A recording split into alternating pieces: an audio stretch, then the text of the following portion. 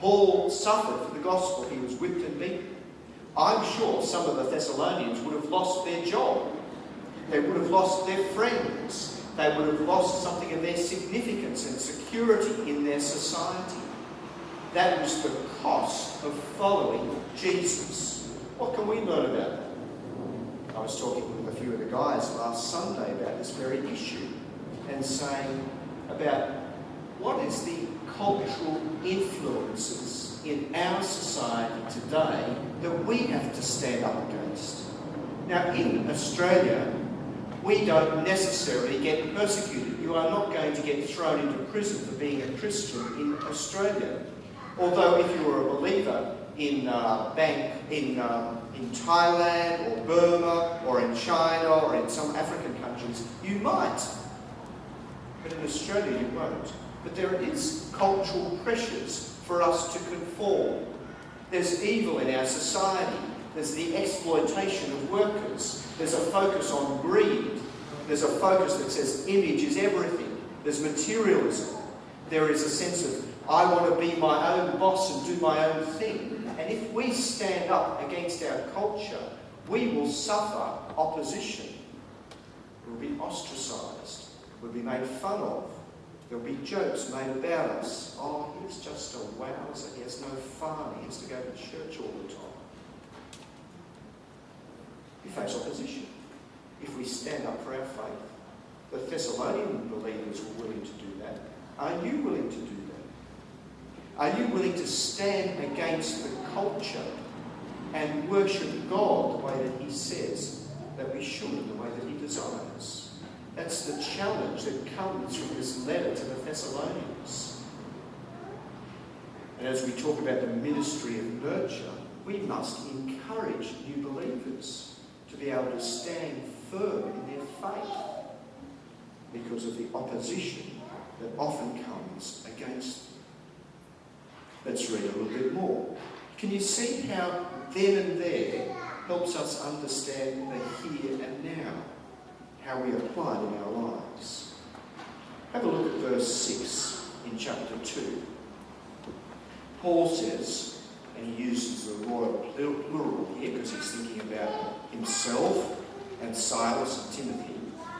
We were not looking for praise from any human being, not from you or anyone else, even though as apostles of Christ we could have asserted our prerogatives. Instead, we were like young children among you. In some of your versions you might read, we were gentle among you.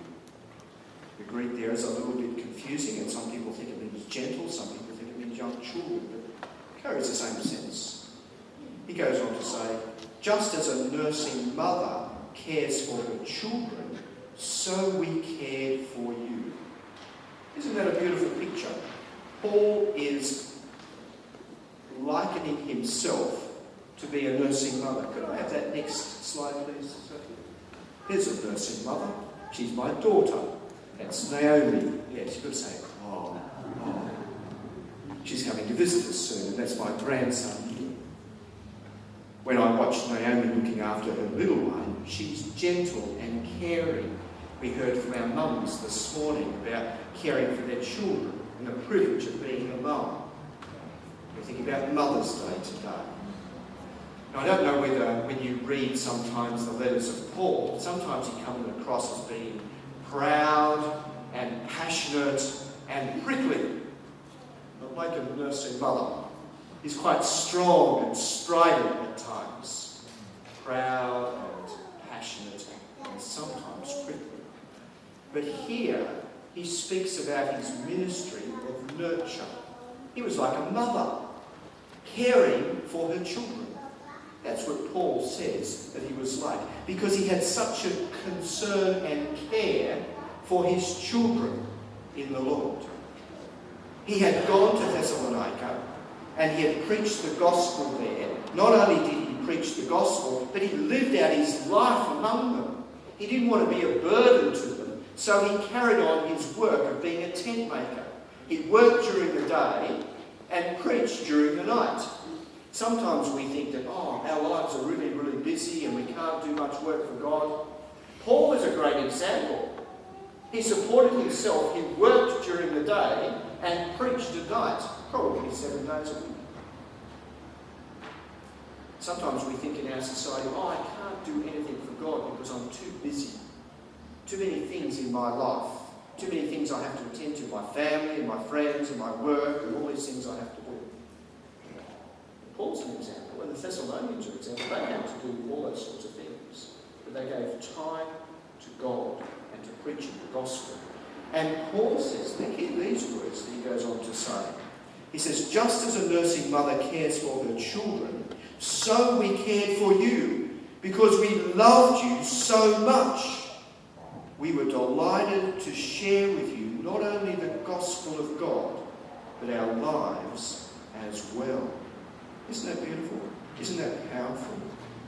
Paul loved them so much that he wanted not only to share the gospel, but his life as well. We speak about life together groups.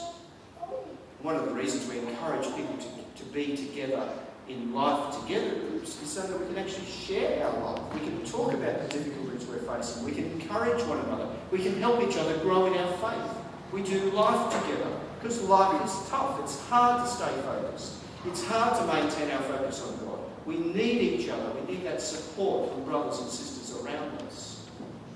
Paul lived out his life. He was a tent maker, a leather worker. I'm sure he was in his little shop and doing his sewing of his tents, and people came in, his customers, and as he was working, he would have talked to them about the gospel. He lived out the gospel in everything he said and he did. But he shared his life with them. It's a ministry of nurture. He said, I love you so much. Love you so much.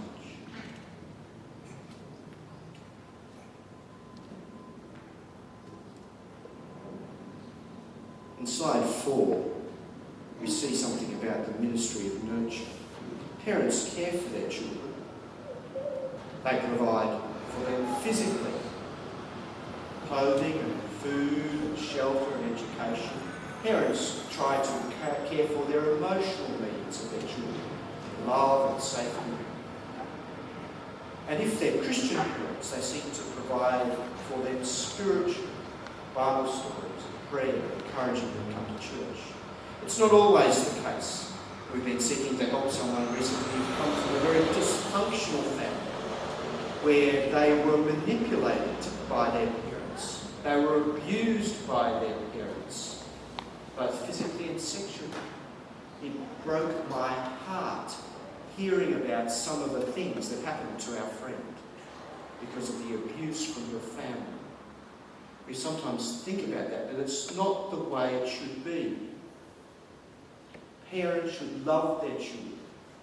Mothers should care for their children and provide a safe and nurturing environment for them. That's the role of parents. Often there are problems, but it's not the way it should be. And just like mothers provide a nurturing environment for their children, so we as a community of faith need to provide a nurturing environment for those who come to faith. It was wonderful last Sunday hearing the testimony and seeing the baptism of Yana. She shared about how she'd been here for around about 2 years and had come to church on and off over those 2 years, but only about 6 months ago she started coming regularly. And she was loved and cared for by many people in this community. As she saw the gospel being lived out in people's lives, she wanted to learn more about Jesus. She came to church, she was encouraged. Finally she came to the point of putting her faith and trust in Jesus. And last Sunday she was baptized. We want to care for her. We want to encourage her. And you can do that. It's part of your job. You know, this letter to the Thessalonians wasn't written to the minister or the leaders of the church. It was written to the ordinary people in the church. And Paul was saying to them, your job is to care. Your job is to nurture. You're just like parents. You're a spiritual community caring for the needs of new believers. I'm modelling